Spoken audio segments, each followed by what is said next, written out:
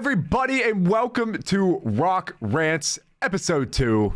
Today, your host, the one, the only, the man, the myth, not so much legendary, Smiggy, is once again joined here by my lovely co-host, Ryan, sorry. Who doesn't have a name. Today, we will be covering a band that is near and dear to both of our hearts. It's personally my favorite band. You can already see it on top of the screen if you are on the YouTube. If you are an audio listener, we appreciate you all the same, or I guess about 50% of the same, since you probably don't even know what we look like right now. Regardless, we are going to be covering Avenged Sevenfold's newest album from 2023, Life is But a Dream. So, a quick background on my favorite band of all time, the band that got me into rock music, that made White Boy grow his hair out for a while until he couldn't deal with putting it in a ponytail for soccer and having to retie it all the time and recut it back to short. But the band that got me into the genre of music in the first place. So, who are Avenged Sevenfold? Well, they were formed in 1999 in California, and their first studio album did not release all the way until Sounding of the Seventh Trumpet came out in 2002. Avenged Sevenfold is not just a randomly selected name, albeit it doesn't necessarily play too much of a factor in the way that they present their music. Their name is a reference to the Bible's Genesis 4:15, where it says that anybody who is to kill Cain will be avenged sevenfold. So while it does have religious and biblical undertones to it, if you listen to their music, a few songs maybe have a few references here and there, but it's not exactly, they're not Creed, or, they're not even a political band. It doesn't necessarily play too big of a part. But the original members of this band were current lead vocalist Matt Shadows, rhythm guitarist Zachy Vengeance, drummer James the Rev Sullivan, and I'll be honest, some guy named Matt Went. I didn't really bother to look up too much about him because he wasn't there for too long, and I don't really know what he contributed. Currently, the band consists of, again, lead vocalist Matt Shadows, rhythm guitarist Zachy Vengeance, lead guitarist Sinister Gates, bass Johnny Christ, and on the drums, Brooks Wackerman. A lot of these changes happened over time. Obviously, bands get new members all the time, but as any fan of this band would know, the reason that they have gone through so many drummers recently and currently landed on Brooks Wackerman for the longest time, who does an outstanding job, is because they're honestly the guy who kind of made the band click. They're most lyrically and instrumentally inclined, their most talented member, to be honest. James the Rev Sullivan tragically died of an overdose back in 2009. Rest in peace, the Rev. A little bit of the backstory on Avenged Sevenfold is a lot of the members of this band, Matt Shadows, Sinister Gates, James Sullivan, and Zachy Vengeance, were childhood friends. So as you know, or as you heard anyway, they didn't all start in the band together. Going through various documentaries, interviews, and the like, it did seem that this was mostly the brainchild of Matt Shadows and Zachy Vengeance, and they were later able to rope in the Rev, who was thought to be, in Matt Shadows' own words, just too good for the band. He was destined for bigger and better. Even though Avenged Sevenfold has reached pretty high peaks at this point, he was always thought that he would be, the leader of his own band, or something that was basically world-renowned, somebody that was basically world-renowned.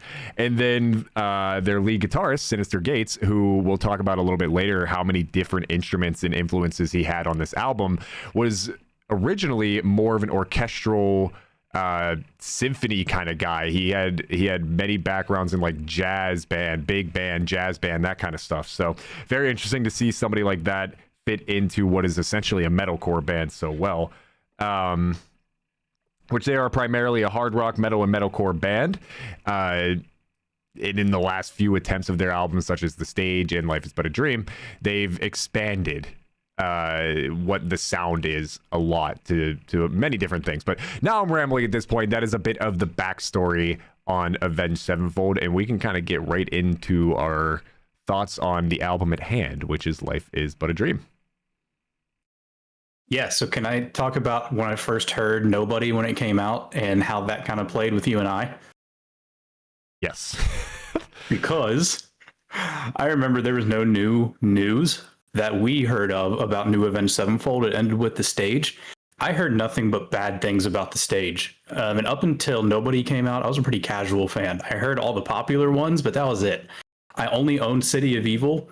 Other than that, it was just like the singles off the other albums that I knew. I liked them all. I just never like went into more detail, like into more depth with them. So then when Nobody came out, I sent it to you. It's like, did you see that this New Avenged Sevenfold song came out? And I was sitting in my car on break back when I was still teaching, listening to it. And I was like, this is incredible. This is such a good song. And that song, I think we can both agree, his vocals seemed a little different than the rest of them. We thought maybe his vocals were still shot, which I actually took note. I think his vocals sound amazing in this album. But in that one, it's a little bit strange. But I sent it to you. I loved it. I think I listened to it 2 or 3 times. That ending guitar solo is just chef's kiss. I loved that song so much. And I remember, if I'm not mistaken, the song and the album grew on you over time. But were you a little disappointed when you first heard Nobody? For anybody who also listened last week, it is a bit of a theme with me that sometimes things don't hit the first time, which could be good or bad because, like I said, you know, I tend to let my brain tell me what is good and bad. Luckily, it was Avenged Sevenfold, so I was always going to listen to it time and time again. But yeah, I was, I wouldn't necessarily say disappointed with Nobody, but I would agree that I certainly didn't love it. I said, like, there, if my tan lines are any indication, I was on the good side here of making sure I'm taking care of my own skin, and down here was something that less people would enjoy seeing, or in this case, hearing. It just, because I was definitely one of the people who didn't enjoy the stage. I thought the stage was so painstakingly average, if not below average, and I still think that. I know you not so much, but other than the album's namesake, the stage, that song, it just sucked for me. So to hear Nobody the first time and to hear M Shadow's kind of like not quite there yet, because he does have a long history of things going wrong with his vocal cords. He's had surgery before on it too. It wasn't good to me, but listening to it a number of times after that, it did progress in the right direction for me, for sure. That's what I remember you saying, something similar to the song is all right, but it just reminds me that you said something like, I think they're just heading in the direction they did with the stage, or, you know, something along those lines. And when you said that, I'm like, okay, well, I guess I have to go listen to the stage now. So I hadn't even heard the song before. So I listened to the stage forward and backward. I thought it was awesome. I know that's an unpopular opinion, it seems, in the Avenged Sevenfold community. Forward and backward, you think that album's good? I don't know. It's so good. But that one was good, and that made me go listen to all of their other albums. So anytime I was in the car or whatever, I threw on a new Avenged Sevenfold album and listened to them several times over. And yeah, I mean, from there, I got really excited for when Life Is But a Dream would come out. They released the second song, We Love You. And I remember we both had mixed feelings on that one until we got to go see them live. We saw them live before Life Is But a Dream came out, maybe a month or so before. I remember they opened with Game Over. They played Nobody. They played We Love You. And after they played We Love You live, we kind of just looked at each other like, is that actually a good song? Made out to the song? No. Yeah. it definitely, that live show, I think, saved it to an extent for both of us and did draw the excitement for the album. I'm not going to disagree with that at all. Yeah, so that's where I stand with this album. I really, really like it. We did a tier list on Avenged Sevenfold albums, you and I, it's been over a couple years ago now, because it was before this album came out. We couldn't even rank it yet. This isn't like an A for me. I think it's really, really great. Spotify and their like Wrapped that they would do, they didn't do it for me this year, but it said like your top 5 most played albums. I think this was number 1 for me in 2023. Like, I listened to it a lot, and I enjoy it. I like that it was different. I commend any band that doesn't just stick to the same formula that made them successful, and they branch out and try new things, even if it doesn't work. But for me, I'd say like 3/4 of this album really worked, because even though I listened to the whole thing a lot, there are some ones on here that I skip. I'm not a huge fan of them, but it doesn't mean that I think they're bad, you know? Yeah, I think I don't know, I'll just immediately spoil what I gave the album, which was an 8 out of 10, because I think the same thing. Even the songs that don't necessarily hit in that traditional sense were still the way that they tried to produce them worked out very well. And there's some interesting facts on here that I think play into that a lot, including a lot of influence still coming from the Rev, who has since been passed for 16 years. Oh my God. They've been a band longer without him than they were with him. And he is credited with writing lyrics on 2 of these songs. He's credited with writing lyrics on Mattel and on Beautiful Morning.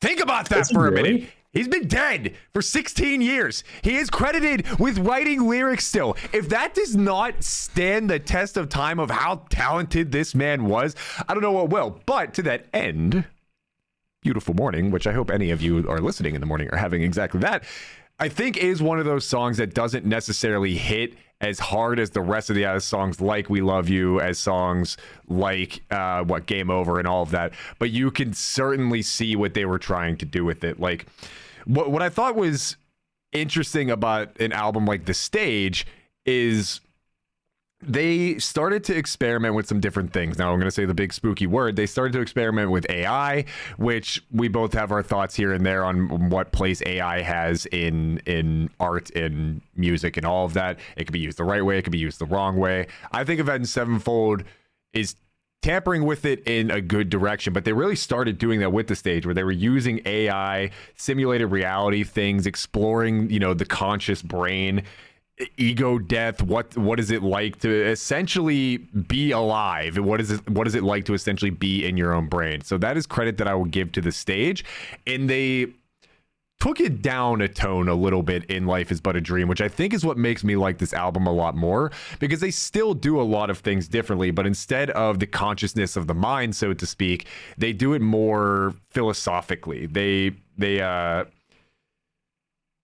who, what, when, where's, why of life is kind of what Life Is But a Dream is all about. And you can tell that in some of the lyrics.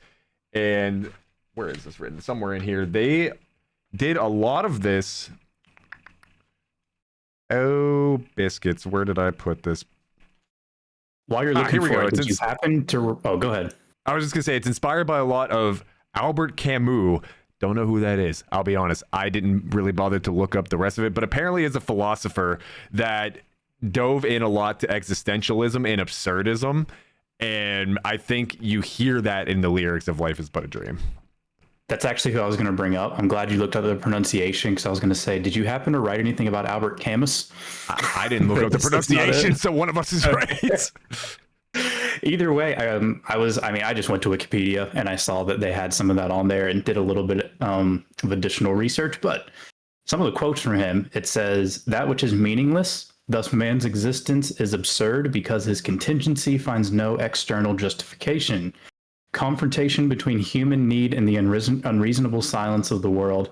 Even though absurdity is inescapable, he doesn't drift towards nihilism, but the realization of absurdity leads to question. Why should someone continue to live? Suicide is an option that Camus firmly dismisses as the renunciation of human values and freedom. Rather, he proposes we accept the absurdity as a part of our lives and live with it." So once I read through that and then read through some of the lyrics off this album, which you were saying, there's a lot of influence about that, of just how it's like things are meaningless, but not in a depressing way for a lot of it. It's just kind of, we're here. Nobody is about, someone having an out-of-body experience and seeing the whole universe, and there's nobody there. It's just us. You kind of just have to learn to live with it. Life is absurd. Life is but a dream, one might even say. So a few things on that, because I agree. That's honestly, it's a lot of kind of how I personally choose to view life, right? A big thing I've been saying to myself and to other people recently is the only things is realistically nothing in this life is important. And the only things in this life that are important are the things that you make or allow to be. So, for example, I'm massively into soccer, video games, content creation, this, that, the other. I would never expect anybody else to think the same way I do, to act the same way I do, to make their internal clock tick the same way mine does. But that is exactly what makes life beautiful, is meshing and melding different points of view, different mindsets together to create a life that suits what you want out of it, because you get on average 82 years on this planet. Why let somebody else dictate what that has to mean to you? And I think to go along with that, there's lyrics that I wrote down from the song Ordinary, which I think is secretly one of the bigger bangers on the album, dude. It does different things. It does certainly different things. It's a little off kilter from what the usual metal or hard rock is, but I think wrote it in my honorable mentions list for Ordinary. Same. I have like my standout songs and then 2 honorable mentions, Beautiful Morning being one that you already mentioned, and now Ordinary. So yeah, please. What is it about Ordinary? So I skipped a few lines within here, but it's some of the lyrics here are, will you give me my own soul? Will you let me take control? Tell me how to dream and tell me what it means. Tell me how to feel and tell me you believe. Tell me when I'm really alive. And I'm sure those lyrics can be interpreted a million different ways. I'm sure that's the exact point of it, but it's the same thing. It's, what do you want out of this life? And are you going to go through the motions and allow society to dictate how your brain is going to tick? Because there's a fine line between, you know, you have to play the corporate game at work, even though you may not always agree with things. Sometimes you kind of have to, and let things be brushed by the side. And in a larger group of friends, you may not have the same ideals or things like that with them, but you know, you let everybody kind of live their own life. So are you going to let society dictate who you are, and what you believe in? Or are you going to take what the world presents you and figure out what that means to you? Yeah, that's great. That's what I like about this album is things can have different meanings, even if they don't have different meanings. It really makes you, this one actually makes you think about, if you sit down and read the lyrics, it kind of gets your brain working. Sometimes I think that, I mean, Avenged Sevenfold and past things included, sometimes they try to go really deep with their lyrics and it's like, okay, it's not that deep. I think some of these actually did. Some of these really get you thinking, like what you were just talking about. And I enjoy that about that. When I wrote down, I didn't write down too many specific lyrics just from a couple songs, but that was something that I put for the overall. Was just, I think the lyrics in most of these songs are really good. I'm surprised when I didn't know that the Rev. So you said, was it the music or the lyrics that he was credited with from Mattel? The lyrics. So not like the whole song or anything, but yeah, on Mattel, just some of the lyrics. Yeah. That surprises me because I thought Mattel is actually, I love the song. I wrote it down as one of the standout songs, but the lyrics are a little bit cringy, I think. But if you think about it though, it's like it's because we both have, fortunately or unfortunately, listened to the Rev side project back in the day, Pinkly Smooth. For anybody who is unaware of Pinkly Smooth, if you're looking to laugh at yourself in the mirror for ever listening to an album, go listen. I think it's only like 5 or 6 songs long. They all suck. They're all miserably bad. But exactly, it's so good. You can tell how big of a weirdo that guy was from listening to those. And I think the vibe of Mattel wouldn't say that to you, because it does have more traditional things like shredding on the guitars and you know, dinging on the drums and part of the chorus and all of that. And it was very normal in the rock scene. But then, like you said, you start looking at those lyrics and it's like, the hell were they? They just started throwing everything into the pot, started it up, and hoping that it just wouldn't explode in the kitchen. They did. And this, I think it's the same thing with the music video. You know, or there's actually Barbies and stuff like that. I get it. I understand what they're going for, but I think it's one of those things, you're trying to make something deep when it's really not that deep. Unlike when you're talking about Ordinary, or I would even say Nobody, or Cosmic, which I'll get to later when we get to the song Cosmic. But yeah, that's... See, do I move it from an honorable mention to a standout track? No, I'm leaving it here. But Ordinary is really good. I agree with that. Funny you should mention the Mattel music video, because 2 things. One of my old bosses at my old job, who I hated ever so dearly, once told me when he found out that Avenged Sevenfold was my favorite band, that Avenged Sevenfold is the kind of favorite band you would expect your crazy ex-girlfriend in high school to have, which is crazy in and of itself, because I don't think, he had a wife, I guess, but anyway. But when I was watching the Mattel music video when it first came out, I made the big mistake of watching it on my work laptop. Now this isn't why I got fired, although it could have been had somebody seen it. But I was in a meeting with one of my coworkers and I was sharing my screen with them because we were working on something. And she had to go step away to go to a different meeting for like a half hour or something. And I was just sitting in our meeting until she came back. And I decided that that was going to be my government mandated 15-minute break that I didn't get at that job because I already had a lunch break. And I was going to watch this music video. I forgot that I was still sharing my screen. She came back and the music video is playing. And it is literally, it's like when you're playing a video game or watching a movie and it's that one part where your parents walk in and it's just titties out or something like that. It's just the rest of the movie ain't like that. The rest of the game ain't like that. But that's the part your mom always walks in for. It was the part where Barbie is just like sitting pissing. She's just taking a piss. And it's like it's like so weird.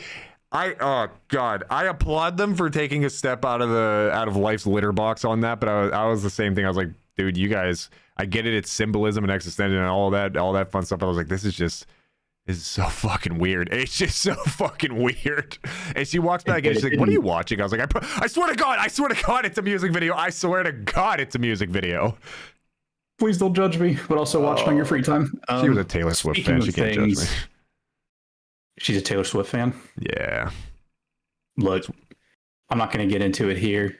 She's got a couple good songs. We're just going to leave it at that. Yeah, but I'll give you that. Speaking of things that also didn't really work, because I kind of want to get out the stuff that didn't work right away, because I have so many good things to say about this album. Yeah. The music video for that didn't really work for me, and neither did the song that comes, I think it's right before Ordinary, and I should have written it down, and I'm blanking on the name. I think it's G. Yeah, G. It's okay. I think the chorus is really catchy. It's kind of funky, but the rest of it doesn't really work for me. It's obviously written from like the perspective of what's supposed to be God, talking about like creating for 6 days and resting on the seventh. I don't know why they made him sound like a redneck or something. The narration was 6 just days of bullshit. Yeah. Wave of my hand. You know what I'm saying? Again, that's one where I understand what they're going for, but that one didn't click with me so much. That's really all I had to say about that one. It's got a cool funky chorus, and those are the only downsides I have. The stuff we already talked about in the song G. The rest of this album is really good. I'm glad we decided to revisit this. Yeah, so strangely enough, because you said it's clearly them trying to like speak as God, G, Ordinary, and Death are meant to kind of be listened to all in a row, which makes sense. They're literally in a row in the album. I understand that. But when I was looking up exactly, like the first song is just called G, and then the O and Ordinary and the D and Death are in parentheses. And if you go and look up their lyrics on like Genius or wherever you might find lyrics to your favorite songs, it has it credited at the end as God, and they're all listed together. I mean, it has them each as their own separate song too, but they're all listed as one continuous song after that. So I think the messaging and all of that is meant to run straight through for those three songs. But I did think the same thing about G. The country Texas twang to it was just like just didn't get it. And this is the part that kills me, because like I said, I don't think that Avenged Sevenfold is like that crazy ex-girlfriend in high school kind of thing. But whenever they first came out, and you know, the self-titled album, and even City of Evil to an extent, and Warmness of the Soul, they were, if you looked at their whole presentation, they were a bit of that grungy yet cringy, edgy, I guess is the best way to put it, and I don't necessarily mean that in a good way. They did kind of present themselves as Gates used to wear a fedora. Like come on. Anyway, go on. Yes, and even the Rev, he had like they all had the heavy black eye makeup, and he had like parrot weird bird hair, but he was just a weird dude, so that makes sense. But I think they still carry some of that into the current day, which is good, because nowadays that style of metal isn't used as much anymore, and they found a way to evolve it into something better, which you can kind of see with some of the songs like honestly kind of like Nobody and Ordinary, whereas Nobody has much more traditional stylings of rock. If you listen to the lyrics, it kind of fits that bill, and Ordinary is obviously just insanely different. Like I want to show something here, because like I said, the Rev had a bunch of different accolades, or I guess, you know, listings on this album. Sinister Gates, I was looking, you know, it has like who's accredited to doing what on the album. You have M Shadows obviously doing the vocals, Johnny Christ and Sinister Gates doing backup vocals for a lot of the songs. This, that, the other. Sinister Gates plays the guitar, He plays the mellotron, which is an electromechanical piano, which is where some of those beats you can kind of hear in Ordinary come from. He plays the normal piano. He plays 2 different kinds of organs. He plays the synthesizer keyboard. He uses an AI generated, or not AI generated because it is his voice, but an AI synthesized voice, I guess is the best way to say it. And he even sneaks in the harmonica.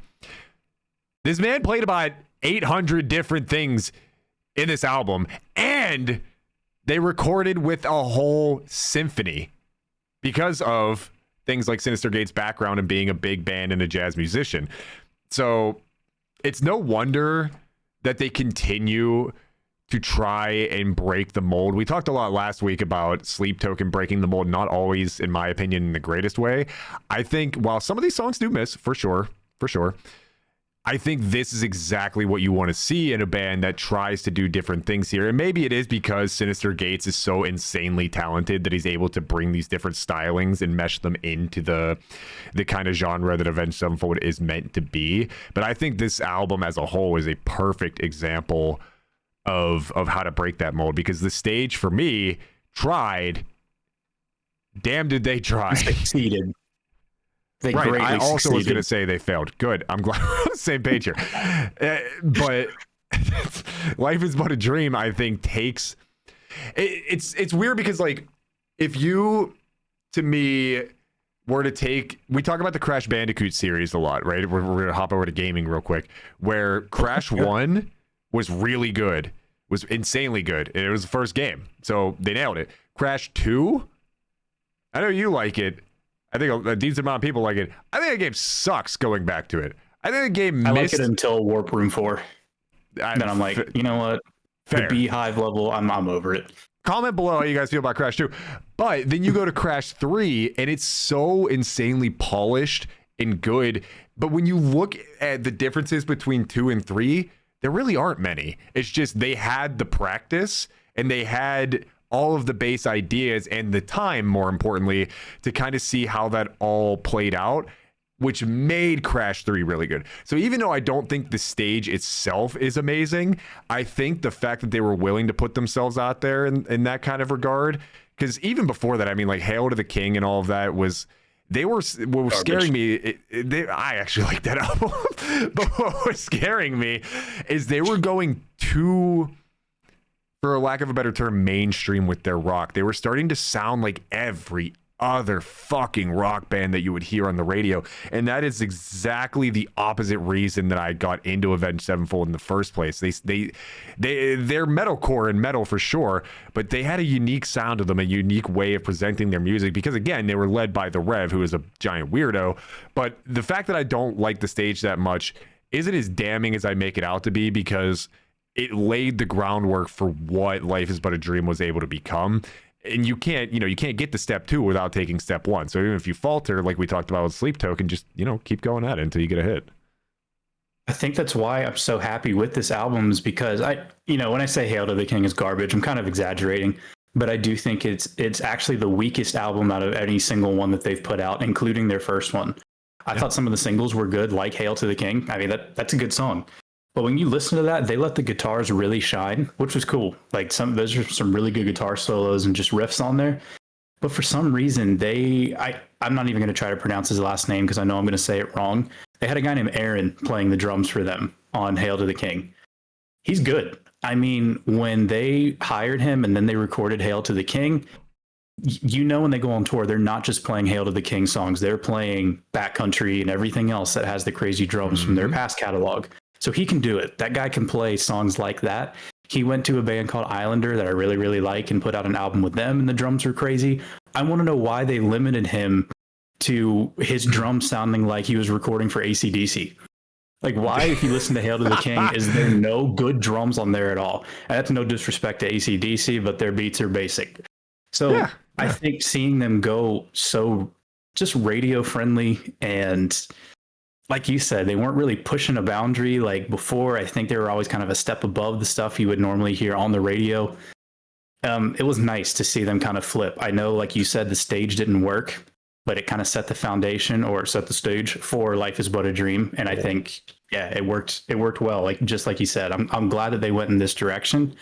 I don't know if or when they're ever going to put out anything new, but I hope that they just keep building from this kind of experimental thing, and even from this album, learn what worked and what didn't.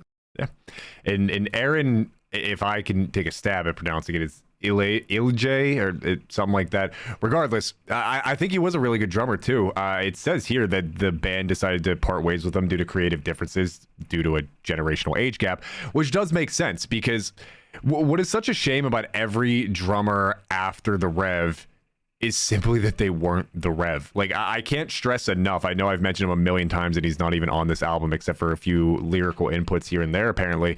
But like, even the entire band, Shadows and Sinister Gates, will tell you on all of these interviews and all of that they've done that the reason Avenged Sevenfold was able to take off so quickly on like Warmness on the Soul and even Sounding of the Seventh Trumpet, and then what I probably personally consider to be their best album, City of Evil, is because he wasn't afraid to look at rock and throw that bitch in the trash and do exactly what he wanted to it. He, again, if you listen to that Pinkly Smooth album, if you can even call it that, he just wants to be so different and he has the talent to do it and he's not scared to show it. Like, I think we both kind of heard that he pretty much invented what I believe is called the double ride on the drums.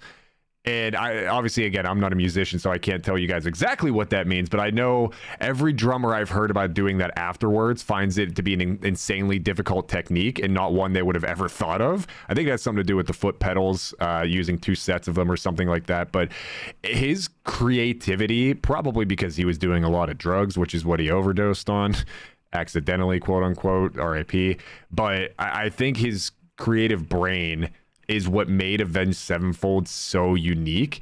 And again, it's not like, you know, Sinister Gates, I personally think is one of the top 5 or 10 guitarists on the planet still right now. And even Zachy Vengeance as a backup, as a rhythm guitarist, he knows exactly how to complement Sinister Gates, especially live. My God, they're so good together. But I think they kind of lost their way a little bit after the Rev passed away because they just didn't have that brain that was willing to go to places that other human brains just simply can't. Whether that's just, you know, being a 1 in a million kind of guy or the drugs or whatever, right? But I think with the stage and Life Is But a Dream, they finally started to be like, well, what if we play around with themes instead of just lyrics, even to the point where we both kind of mentioned it. Matt Shadows has had some struggles with his voice. Back in, I think, 2002, he had vocal surgery. I think in 2018 he had like a blood blister on his vocal cords that wasn't allowing him to really hit all the notes that he used to be able to.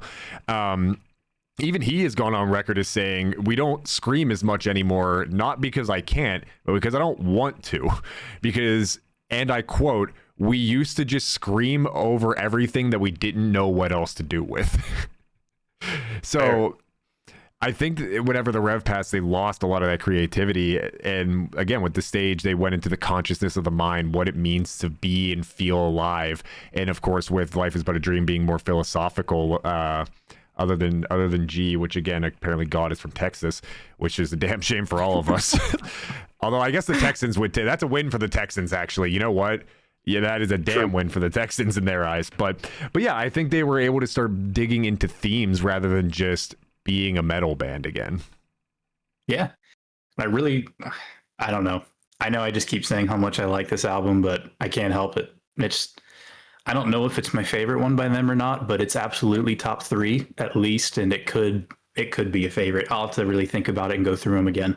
So if I asked you, who in the band do you think had the biggest influence on the lyrics of the song for this album, who would you think it is? The lyrics for Life Is But a Dream overall? Yeah, for the whole album. Who an influence was? So basically, I guess a better way of asking it. So we have Matt Shadows. Let's pick who you think is the best band member or the most influential in Avenged Sevenfold. If I told you that one of the band members, Matt Shadows, Zachy Vengeance, Johnny Christ, Brooks Wackerman, I think I said them all. If I missed somebody, then correct me. But Sinister Gates, that's exactly who I missed. If one of them was credited with writing at least part of the lyrics on every single song on the album. I see. I'm gonna have to say Sinister Gates. Zaki Vengeance. Guy's a legend. Really? So something that I thought was super interesting, because as a longtime Avenged Sevenfold fan, you could always tell in their music videos that maybe he's not the most outspoken, but in the music videos, and I think we both kind of said this the 2 times we've seen them in concert, that man knows how to put on a damn show. That man gets into it. So it does make you wonder. I've always wanted to do a bit more research on him behind the scenes, which I probably should have done before this, but such is life. Here we are. I think he's probably almost like the Rev Light, where he kind of sees music differently and entertainment differently, because he is credited with lyrics on every single one of these songs. But again, like you said, the obvious guess is probably, well, I guess the obvious guess is probably Matt Shadows, but the other obvious guess being the guy who also was branded as simply being too good and joined the band essentially as a favor because they were lifelong friends, childhood friends and all of that. But it's Zaki Vengeance, who is the one apparently in the shop cooking it up different for him and honestly serving up something that we can all eat. So I thought that was the biggest shock fact that I could find on this. So he's a little bit overlooked, huh? He needs some credit. Because this had... Not to jump right to the accolades that the album got, but to that end about the way that he's able to write songs, a bunch of different billboards and magazines and all of that, to be fair, a bunch of which I've never heard of before, had this as the top 50 albums of 2023. But what I thought was the most shocking and the most prestigious of them all is that the Rolling Stone had this as one of the best 11 rock albums of 2023. Avenged Sevenfold, a band that is regularly overlooked or thought to be edgy and cringe, forefronted by Zaki Vengeance's brilliance, made Rolling Stone's top 11 of 2023. That's incredible. Did you say he has credit on every single song or almost every song? Every single one. Everyone. Man, what a guy. Right? He's just back there I shouldn't say unnoticed. That's not true. But he allows himself to kind of be, so that like Sinister direct comparison, obviously with guitars, he allows himself to be, because obviously Sinister Gates should never be overlooked. Yeah, that's true. I was just wondering if he had anything to do with the lyrics on Cosmic, because those were some of the lyrics that I wrote down for today, because I think they're every so single good. one. Every single one. Man, I think we've talked about all of the songs that I had for standout except for Cosmic. So while you brought up the lyrics and while we're on to it, how do you feel about that song? Cosmic, I didn't write it as one of my honorable mentions, but the way that song opens, just with like the subtle little notes behind M Shadows, who's keeping his voice a little bit more mellow, and then there's something about as soon as that like first opening riff hits, which is also still realistically pretty calm for how Sinister Gates usually shreds. It's something, it gives me goosebumps, because it's just so something that I never thought Avenged Sevenfold was too good at. And it's something that was brought up to me a while ago when I was trying to convince my ex-girlfriend that Avenged Sevenfold was a good band. And she wasn't like debating it necessarily, but she was like, I don't tend to listen to rock music unless it's more melodic. It kind of has that feeling that Cosmic brings. Now, obviously, they've done songs like Seize the Day and So Far Away and Dear God and all of that, all of which are absolute hits in their own right. But those songs are very few and far between. And usually when Avenged Sevenfold tries to get a little bit more melodic, it doesn't really hit that well. At least not as well as their other songs do. So I think Cosmic, they kept it a bit of a cooler tone, if you will, and it just fucking worked. It makes the hair on the back of my neck stand up every time I have it going on in my headset right now, and Gates is killing it. Yeah, and I'm not going to say it makes me cry when I listen to it, but it makes me a little bit emotional, like sitting down and reading the lyrics and kind of interpreting them a little bit.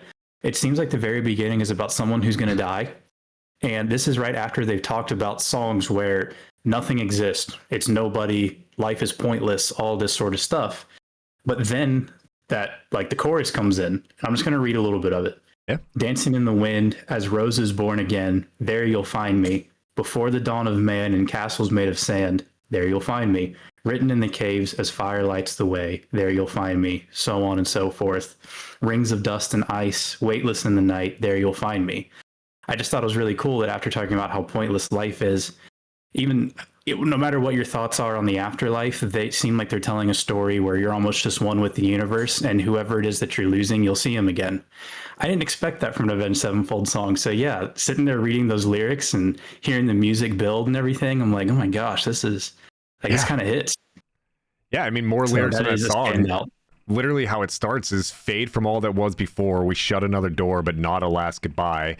Fate is taken once again. A fight we'll never win, and time again we try. Left alone, I can't wait too long. And we love so many times and in so many lives. Sometimes we got it right. Pain, it found its way back in until we meet again. Into that good night. None too far as we chase through the stars. Beyond forever, I'll follow you. And like you said, it's the whole idea of what this album is that existentialism. I never thought a metal album, because like I've always said, one of my favorite things about rock as an entire genre is the metaphors and the analogies that they use. It's not as direct as something like rap and hip hop, which is still good in its own right. Obviously, it hits the right fan base and all of that. But I never thought a metal album would make me think about what is important in my life. And like every other song on here, at least makes you dive into your consciousness of like, okay, I am a human, I am alive. What does that mean to me? We've all we've lost people before. We lost one of our dearest friends at the young age of 25. Like, we know what unfortunate loss feels like. You're obviously a married man with a child. You know what the highs feel like. I'm very fulfilled and somewhat successful in my own regard. So like, we know what these ups and downs mean. But when you go through life, you don't always know what to do with that information. What makes your clock tick? Like I said earlier, are you just going to let society tell you what is and is not important to you based on the way that the overall world works? Or are you going to kind of take all of that, put it in your cauldron and melt all the bullshit off and figure out what it all means to you? And I never thought a metal album, let alone an Avenged Sevenfold album, would make you think about that. And Life Is But a Dream, every time you re-listen to it, and like you said, the more you read the lyrics, it is absolute insanity that it's able to do that. I agree. And I think for anyone, if you're one of our friends listening to us, if you just happen to find this show and you're interested in Avenged Sevenfold, you never listened to this album, I would highly recommend that this is one that you sit down with the lyric book, or, okay, that made me sound old. You sit down with the website that has the lyrics and you read them while you listen, because I just think that active listening, it really makes the stuff hit harder, whether it's more emotionally or whatever it might be. I don't agree with all of this stuff that's in their songs and like their viewpoint on life, but I think it's beautiful. Like this song, especially the way that they put it. I always had it in my head that Avenged Sevenfold was, look, you talked about how they looked kind of cringe. Which they did. Like, they weren't beating the allegations. For whatever reason, I had it in my head that they were not good at lyrics. I had it in my head after hearing like "He who makes a beast out of himself" and all that stuff. It's like, you're not wrong. I don't think I'm like, their instruments are so good. I like his voice because it's unique, even though I know a lot of people don't. I never thought of them as like a lyrics heavy band where it was really good. But yeah. I kind of changed my mind listening to this and going back and listening to songs that aren't backcountry. They've always been kind of good at like just writing songs, I always thought that they would try to go too deep with things and it never worked, but it's good. I mean, they're good at it. I think they really, I'm not going to say they peak, but they really shine on this album when it comes to the lyrics. Well, I shouldn't say they.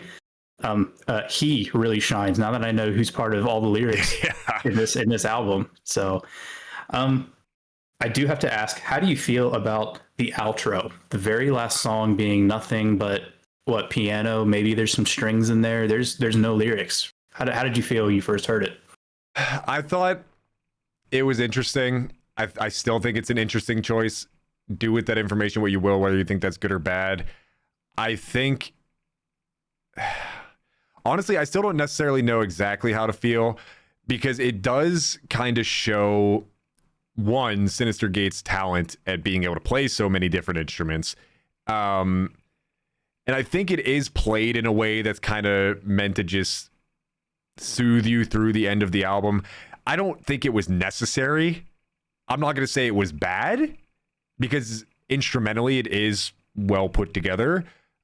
I just think it was a bit off from the rest of the album. Like maybe if that was in the middle of one of the songs as like a short and condensed version of it, or if that song itself was maybe before G, Ordinary, and Death, maybe it fits in better there. I think it being the very last part of the album is just kind of weak at that spot, even though the actual instrumental composition of it is very strong. Yeah, I can agree with that. I think it's like if you've ever been to the movies before, you sit down and you watch a really, really good movie in the theater, and let's say it has a great ending and the credits start to roll, and you kind of just sit there for a few minutes and you don't get up out of your seat right away. That song feels like the credits rolling. But when you go to rewatch that movie again, you're not going to sit there through the credits again. I think when you're listening to the album for the first time, it is a very nice way to wrap it up, you know, end the story like you're saying, but that one's not going on the playlist, you know? Yeah, I think it plays along nicely with what they were trying to do. Again, the composition of it is amazing. As a standalone instrumental, it's really good. It was a weird thing to kind of put in there. And not to kind of jump ship a little bit here, but like when you hear things like that, and you understand that Avenged Sevenfold, like for example, Matt Shadows, he's had a few different vocal coaches in his career, but he currently uses the same vocal coach as the one that is used by Axl Rose, or at least used to be, and by Chris Cornell of Soundgarden. So, and they're very, at least at the beginning, were very influenced by bands like Metallica, Iron Maiden, Megadeth, you know, Slayer, Black Sabbath, Guns N' Roses, etc., right? And obviously they've done covers of like Pantera. So it is at least amazing to me that a band that is influenced by much, much more traditional metal bands is able to pull something like to pull that rabbit out of a hat, so to speak. Because it is impressive they, you know, they can even think to put a song like Life Is But a Dream on there. But that is certainly another one of those examples of they kind of just threw it on there to see if it would work, and I also just don't think it does. Yeah, I can agree with that. So the last thing that I have, other than what some of the critics gave it, the only thing that we haven't talked about that I wrote down from my notes, I think the artwork for this album is really cool. They did a couple visualizers, even for songs that didn't have music videos. Mm-hmm. But that cover where it's just like the kind of tannish background, and then it just looks like it's drawn with a marker, the Grim Reaper looking guy. If you flip through some of the other artwork that they have for the album, I don't know. It's a cool style, and I think it's something they've done that's unique, because a lot of their other albums, if I'm not mistaken, it's just different variations of their Deathbat logo. Nightmare, that's cringe. I'm just going to say, other than the tombstone saying forever and Rev is capitalized, everything else on that is just, it's not good. Yeah. I think the stage is fine. I think it's cool that they have like the Cosmos Galaxy looking thing that makes up their logo. It's also a little bit cringy. It was very Neil deGrasse Tyson to me, which is what I didn't like. It was. But I think this one was really, really cool. I think it fit the album well. Yeah. And it was something that kind of stands out. I don't really hang posters like that anymore. I got some Star Wars stuff, you know, hanging up back here. If I still hung up posters, I would want that like hanging up just because I think it looks really cool. Dude, having the Life Is But a Dream album art next to the grandfather clock would go so hard. People wouldn't know what to do with your background. They would not know what this man that would is. Fit pretty well, wouldn't it? But what you're saying is take that down and put up the album up there. Yeah. That would be cool. So what you said about it fitting the album very well, you can tell, because I mean I've taken a lot of art classes. I am a graphic designer by trade, technically, I guess. You can, like you said, a lot of their other art is just kind of what they thought would be the right thing for the album. Like you said, the stage, is it good as an actual piece of art? Yeah. Is it kind of cringe as hell? Same thing with Nightmare. Yeah. Like, it's very well put together, but it's like, brother, you're just stop.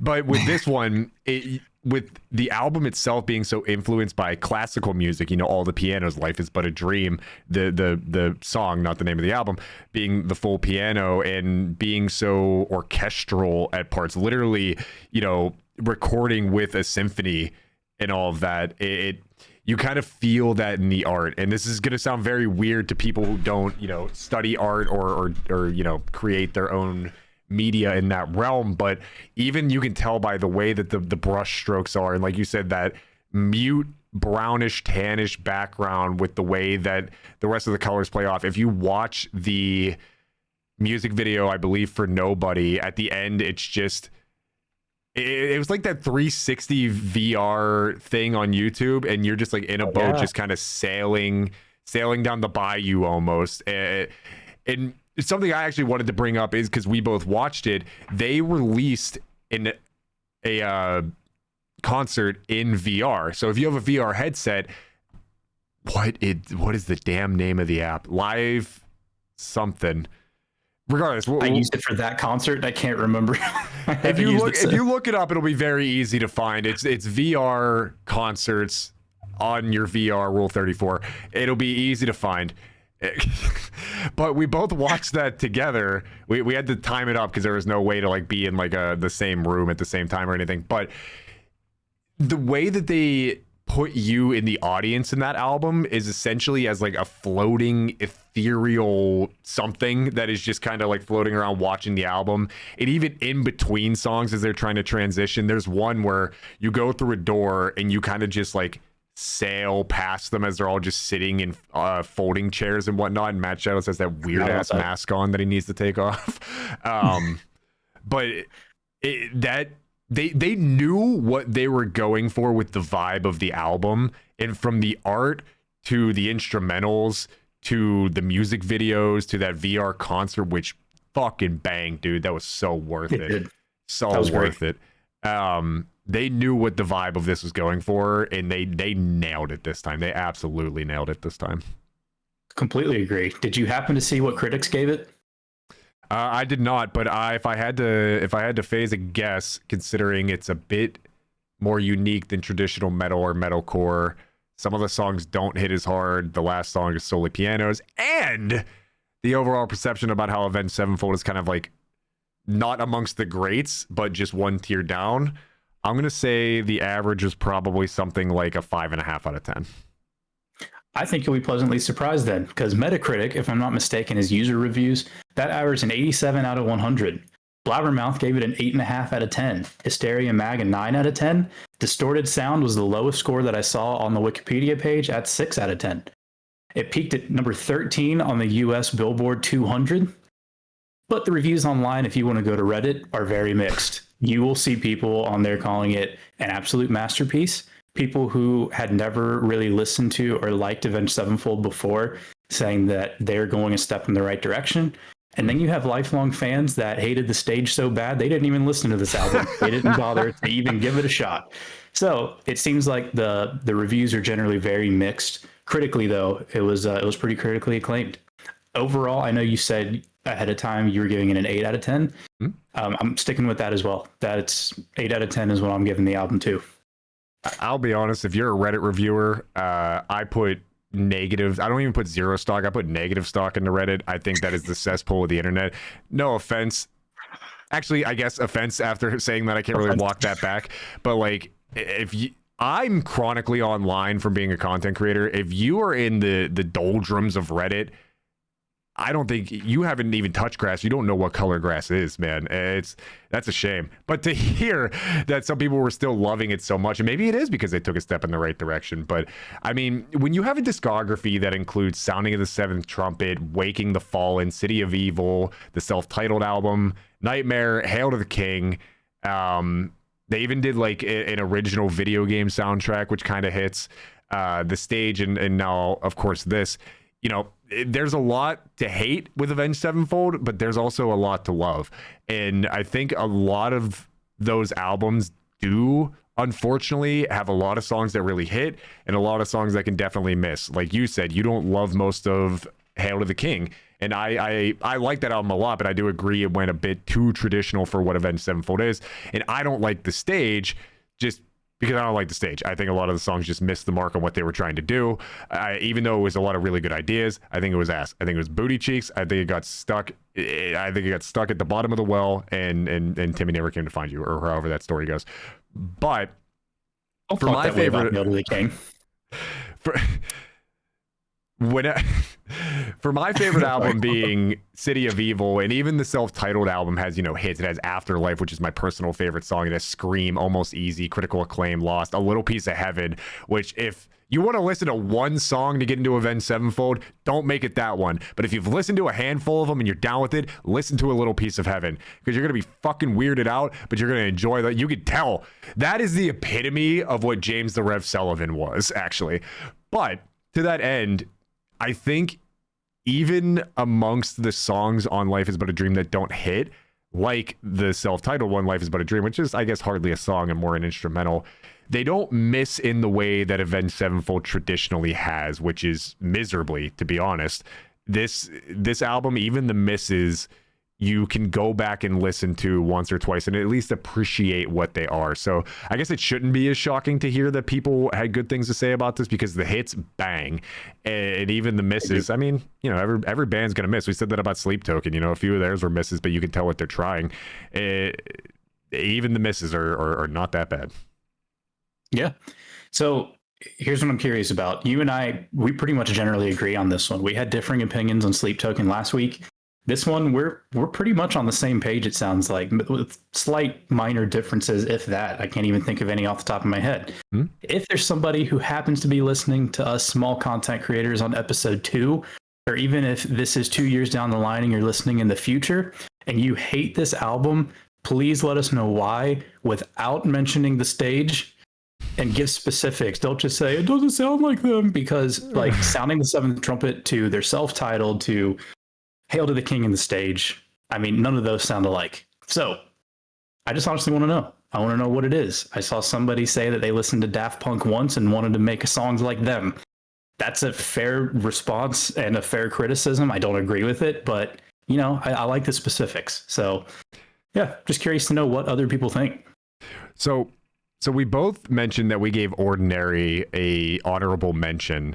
What were, and I'm sure we've mentioned these throughout the conversation, but I have 2 songs that I wrote down as standouts / my favorites of the album. What are yours?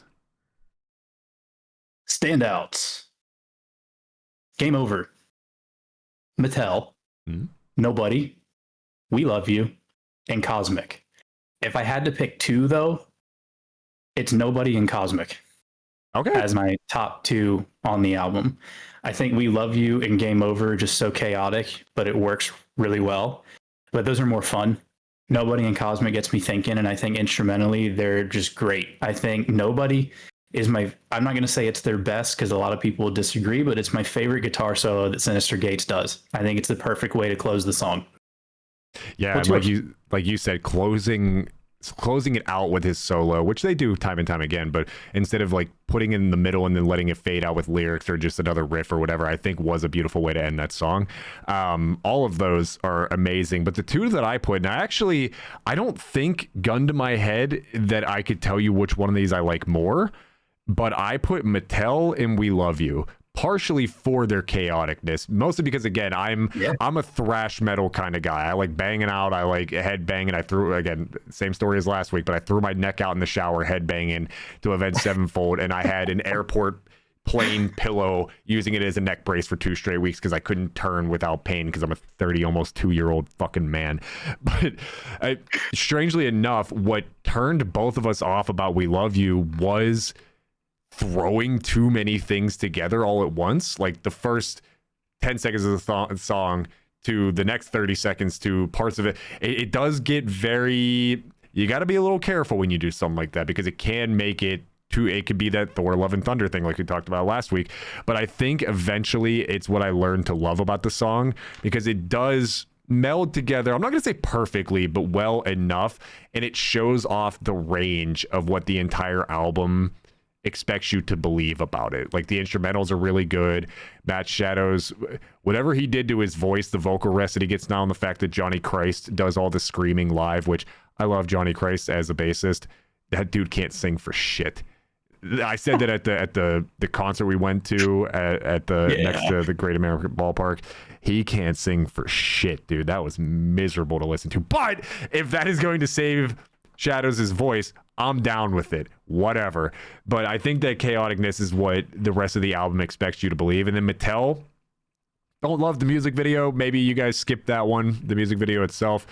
But again, it hits a bit more of those notes of traditional metalcore and thrash metal, where you're just kind of able to like wear that like weird frown on your face because it just hits so hard. And like it's almost, I don't know what kind of guitar he uses. I don't think it's a 7-string, but he hits such deep notes on that song that it really just like it hits your core. And those are just personally the kind of songs that I really like in metal. So Mattel and We Love You were my two favorites, but all the other ones you mentioned too were absolute hits. Yeah, so the heaviness that comes with Mattel I really like, and that one, the part where it's like, I know this might sound crazy, Plastic Daisies, all that stuff, it slows down. It still sounds like it's the same song. I may have mentioned this last week, System of a Down is my favorite band of all time. If you listen to a song like Chop Suey, it's got its fast, slow, light, heavy parts to it, and it all sounds like the same song still. What I didn't like about We Love You at first is it's like they wrote 5 different songs and just took parts out of each one and spliced them together. There were like no transitions. There was nothing like that at first. But then the more I listened to it, the more I'm like, I think I get it. Like it flows a little bit better than what I initially thought. And something that I realized that I remember another friend saying to me who hated this album. I don't even think he listened to the entire thing. He just listened to like We Love You and Nobody when they came out. He was like, I can't sing along with these songs in the car the way I can to like Nightmare or Hail to the King. And I realized that's true. If you were looking to something that you just want to like vibe to and sing along, there's maybe not a whole lot of songs like that on here. Maybe once you listen to them enough, you'll learn the lyrics, you'll learn too, but it's definitely harder than like a more easily digestible song, I guess, than something like Hail to the King. So I get that viewpoint, but yeah, it is. It's so chaotic, but like you said, I love it. Yeah, it truly is. It just depends on what you're looking for out of a rock album in general. Like it's not a crime to not like the album because they do try different things like that. It isn't as easily digestible. It is an album that you're very much so implored to dive deeper into. I mean, that's the whole meaning of the album, right? Is again, Albert Camel or whatever the fuck his name was, he truly rides on the 2 humps of existentialism and absurdism. And damn, I thought of that off the top too. I'm not going to say that was a great analogy or anything, but sometimes I think I still got it for content creation. Regardless. Bravo. Regardless, so that is true. It just depends on what you're looking for. If you're looking for a more traditional album, then maybe this one isn't for you. If you're looking for one where you can memorize all the lyrics just from listening to the songs, maybe this album isn't for you. But if you're looking for something that you can do a deeper dive into, go into the rabbit hole in, and again, you know, I always like to think about what life means to me personally. So getting into these lyrics was very fun for me because I'm constantly questioning the who, what, when, where, why of how I choose to run my own life. And I implore everybody else to do the same because again, as I said at the beginning of this, is the only things that are important in this life are the things that you allow and make important. Of course, there's a lot of societal rules and shit that you have to abide by, but honestly, you know, life is a canvas. Paint on it whatever the hell you want. Life is but a dream, as the album is titled. So I think that's all we got, right? We covered it. My final closing thoughts are we've seen them twice in the last 2 or 3 years. They still crush it. Go see them. They are getting old, but you can't tell by their sound. I can only tell because when we saw them last time, M Shadows came out on stage and said that he couldn't turn his head because he pulled something in his neck and he was walking around on stage like a robot the whole time. But that's it. Yeah, we covered pretty much everything. My closing thoughts, these guys are still awesome. Whenever they come out with new music, I'm on board. I'm here for it. I'm curious what they're going to do next. Yeah, pulled something in his neck lifting, and he sat down in that chair, and I was about to scream because I thought it was gonna be the whole concert, dude. But yeah, Ryan nailed it. They even if you're not an Avenged Sevenfold fan traditionally in the past, they certainly do still have a bit of that edgy cringiness to them to some extent. But it is really cool to see them continuing the legacy of the Rev because he was runaway the creative genius of the band. So if you want to do a deeper dive on the band itself, start with the Rev.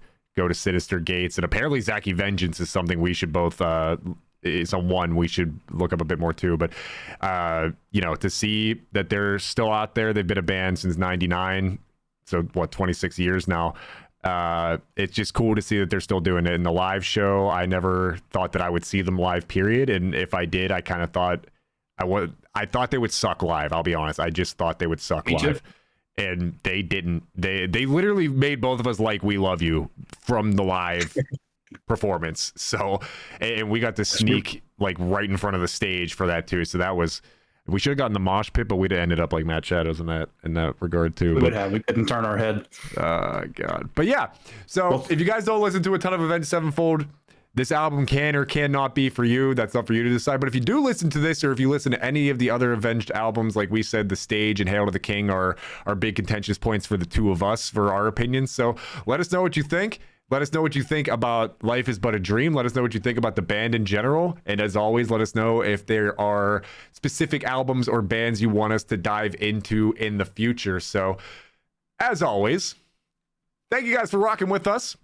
This was another hopefully successful episode of Rock Rants. My name is Smiggy, joined again by my lovely co-host, Ryan. I know to say my name this time. We actually got a request, by the way. We're going to listen to your requests. I think next week might be Linkin Park From Zero. I can't make promises that'll be next week, but it'll be like, we'll be doing that at some point. So if you have requests, send them to us.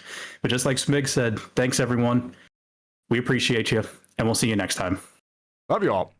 Bye-bye.